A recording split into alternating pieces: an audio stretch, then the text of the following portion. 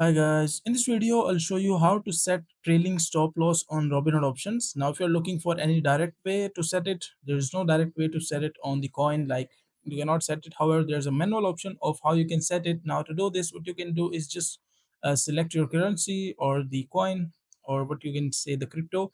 And once you have clicked on, let's say like my coin is this one, Baba dollar 105.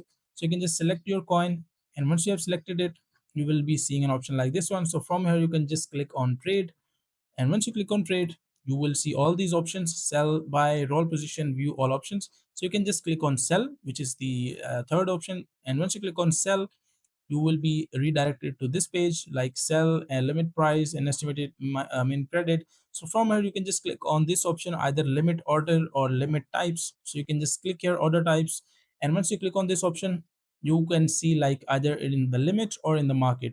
Now you can select two options. The first one is stop limit, the second one is stop market. They both are similar and they both can be used to set the stop loss, similar to the trailing stop loss. So you can either click on stop limit or stop market. And let's say that we click on stop market. And once you click here, you will be redirected back to this page. So on this page, you can just enter the stop triggering price.